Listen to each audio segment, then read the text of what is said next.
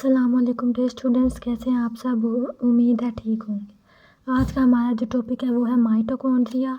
सबसे पहले हम इसका इंट्रोडक्शन देख लेते हैं। इसको पावर हाउस भी कहते हैं, पावर हाउस ऑफ सेल और बैटरी ऑफ सेल भी कहते हैं। इसके अलावा इसको फर्नेस ऑफ सेल भी कहते हैं। और ये एक एक्टिव ऑर्गेनेली है।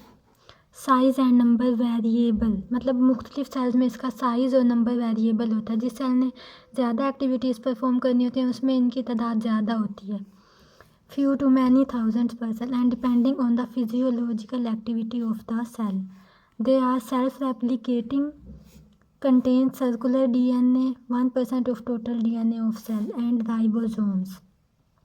सर्कुलर DNA इनमें इसलिए होता है क्योंकि ये प्रोकैरियोट्स से डिराइव्ड होती हैं, इसलिए इनमें उन वाला DNA होता है। द डायमीटर ऑफ माइटोकॉन्ड्रिया जो होता है वो 0.2 to 1 माइक्रोमीटर होता है और लेंथ 1 to 4 माइक्रोमीटर होती है। इसका स्ट्रक्चर देख लेते हैं। When seen under compound microscope they appear as vesicles, rods and filaments. लेकिन जब हम इसको इलेक्ट्रॉन माइक्रोस्कोप में देखते हैं तो it shows that they are bound by two membrane, मतलब ये डबल मेम्ब्रेनस ऑर्गेनेली है।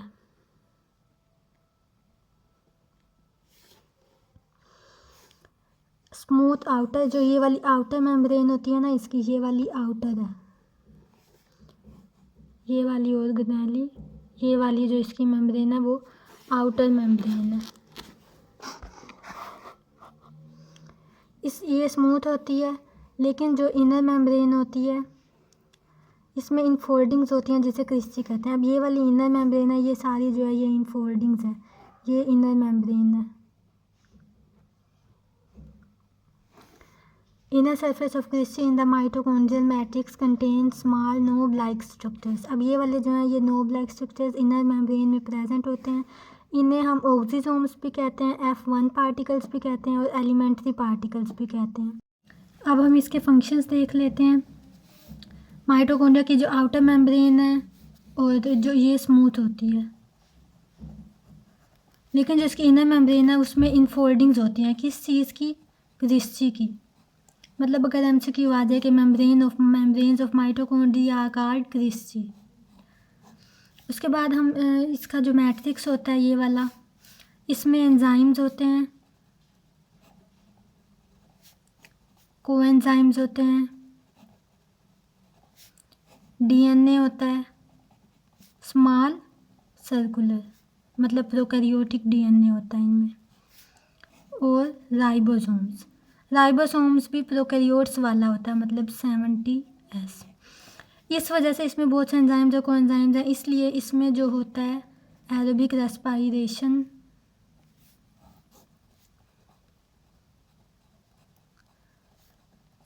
रेस्पायरेशन माइटोकॉन्ड्रिया के मैट्रिक्स में होती है, लेकिन पूरी एरोबिक नहीं होती। इसका जो पहला स्टेप ग्लाइकोलिसिस वो तो हमें पता है वो साइटोप्लाज्म में होता है, लेकिन जो अगले दो स्टेप है ना, मतलब पायरोविक एसिड ऑक्सीडेशन और क्रेब्स साइकिल, ये मैट्रिक्स में होता है। उसके बाद इनर मेम्ब्रेन में जो पार्टिकल्स होते हैं हमने अभी पढ़ा F1 और F0 पार्टिकल्स,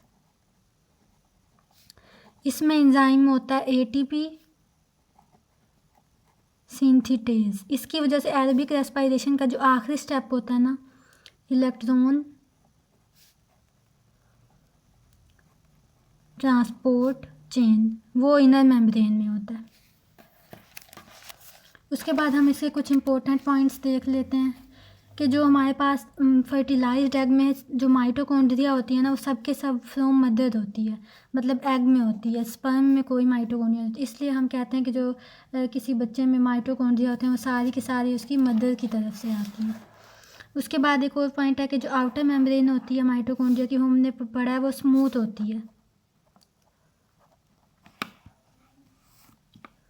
लेकिन इसमें पोर्स होते हैं जिन्हें पोरिन्स कहते हैं, और जिसकी पोर्स सुराख होते हैं इस वजह से हम इसे फ्रीली परमिएबल भी कहते हैं। आउटर मेम्ब्रेन को, outer membrane of mitochondria is freely permeable. उसके बाद एक और पॉइंट है कि ऑर्गेनेली ऑफ सिम्बायोटिक रीजन, मतलब ये प्रोकैरियोट से इवोल्व हुई है। एरोबिक बैक्टीरिया जो है ना, मतलब पर्पल सल्फर बैक्टीरिया, या जिन्हें सियानो बैक्टीरिया भी कहते हैं, सियानो बैक्टीरिया भी कहते हैं, वो सब के सब माइटोकॉन्ड्रिया से डिराइव हुए होते हैं कि ये सिम्बियोटिक रीजन की हैं। तो इसलिए जो माइटोकॉन्ड्रिया का राइबोसोम होता है वो भी प्रोकैरियोटिक होता है, मतलब 70S राइबोसोम होता है। बाकी प्रोकैरियोटिक ऑर्गेनेलीज में क्लोरोप्लास्ट के अलावा जो होता है राइबोसोम वो 80S होता है। और DNA भी प्रोकैरियोटिक होता है, स्मॉल सर्कुलर। और जो एक और बात है कि प्रोकैरियोट्स में जो माइटोकॉन्ड्रिया तो नहीं होती, क्योंकि इनमें double membrane bound organelles absent होती हैं।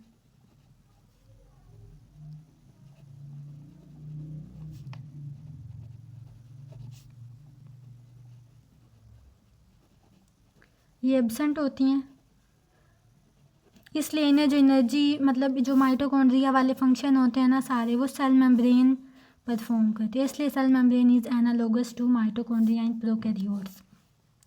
ये माइटोकॉन्ड्रिया के कुछ की पॉइंट्स थे। अगर आपको वीडियो अच्छी लगी हो तो लाइक करें, शेयर करें और सब्सक्राइब करें।